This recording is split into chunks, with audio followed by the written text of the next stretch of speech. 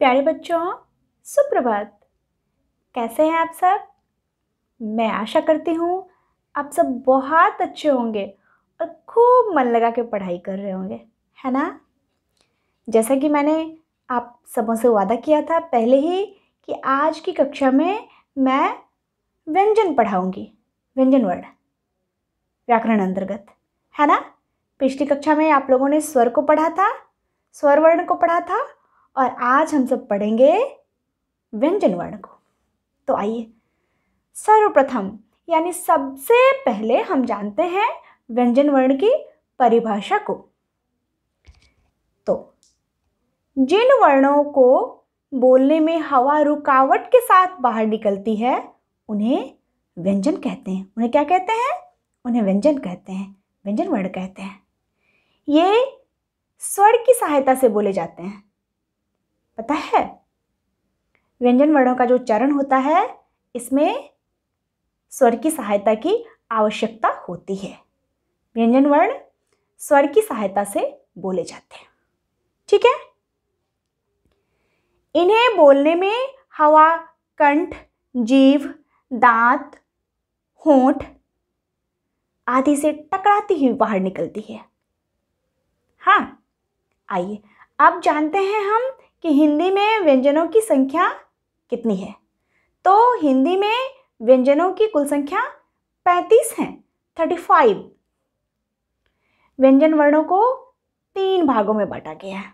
अब हम जानेंगे व्यंजन वर्णों का बंटवारा, ठीक है? किस तरह से व्यंजन वर्णों को विभक्त किया गया है, बांटा गया है। तो व्यंजन वर्णों को 3 भागों में बांटा गया है। कितने भागों में बांटा गया है? 3 भागों में। वे कौन कौन से हैं? वे भाग हैं स्पर्श, अंतःस्थ और ऊष्म, ठीक है? तो सबसे पहले हम जानेंगे स्पर्श व्यंजन को। तो स्पर्श जिसका अर्थ ही होता है छुअन, छूना, टच जिसको बोलते हैं इंग्लिश में, है ना? तो सबसे पहले जानेंगे हम स्पर्श को, स्पर्श व्यंजन को। जिन व्यंजनों को बोलते समय फेफड़ों से आने वाली हवा कंठ, तालु, मूर्धा, दांत या ओठों, ओठ यानी होंठ, लिप्स, ओठों का स्पर्श करे, यानी जिन व्यंजनों को बोलते समय फेफड़ों से आने वाली हवा कंठ, तालु, मूर्धा, दांत या होठों को छुए, स्पर्श करे, उन्हें स्पर्श व्यंजन कहते हैं। उन्हें क्या कहते हैं? उन्हें स्पर्श व्यंजन कहते हैं। इनकी संख्या 27 है। इनकी संख्या कितनी है? कुल संख्या 27, 27, जो इस प्रकार है। मैंने 3 कॉलम बना रखा है और इस प्रकार बांट दिया है। पहले कॉलम में वर्ग है, दूसरे में उच्चारण स्थान है और तीसरे में व्यंजन है। तो वर्ग इस प्रकार है: कवर्ग, चवर्ग, टवर्ग, तवर्ग और पवर्ग।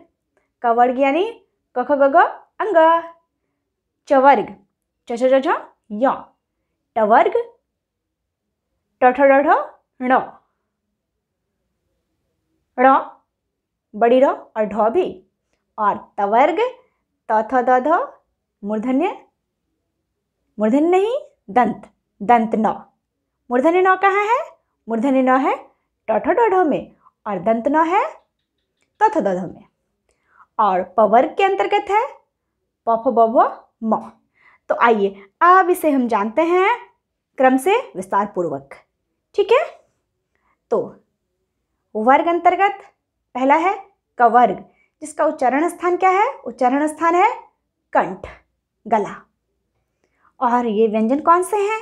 ये व्यंजन है क, ख, ग, घ और अंग। अब चवर्ग, चवर्ग का उच्चारण स्थान है तालु, ठीक है?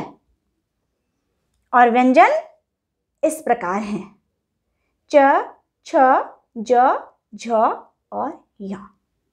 अब है टवर्ग, टवर्ग का उच्चारण स्थान है मूर्धा, ठीक है बच्चों?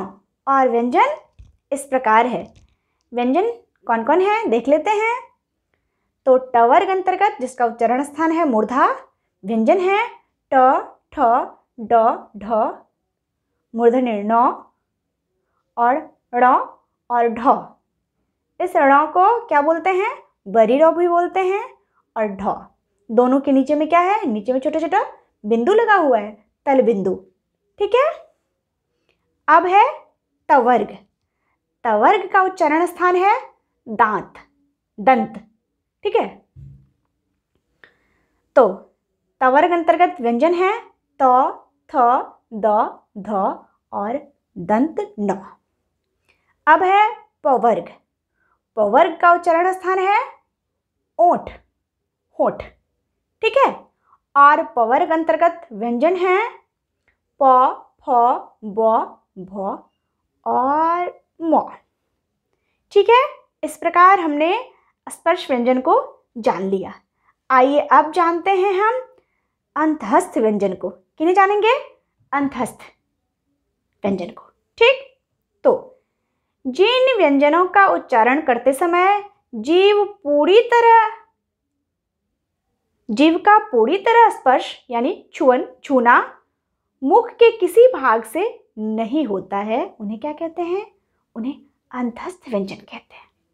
जिन व्यंजनों का उच्चारण करते समय जीव का पूरी तरह स्पर्श मुख के किसी भाग से नहीं होता है, उन्हें अंतःस्थ व्यंजन कहते हैं। ठीक है। इनका उच्चारण स्वरों एवं व्यंजनों के बीच का महसूस होता है। ठीक है। अनुभव होता है, ऐसा महसूस होता है कि इनका जो उच्चारण है किनका?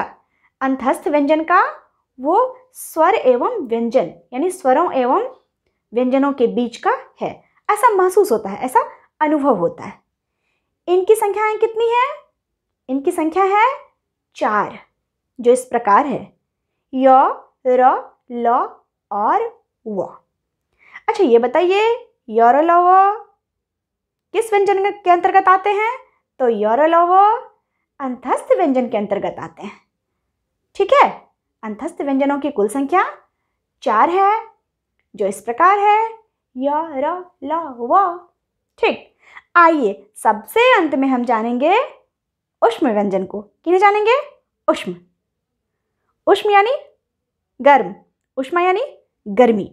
ठीक है। तो अब सबसे अंत में हम जानेंगे ऊष्म व्यंजन को।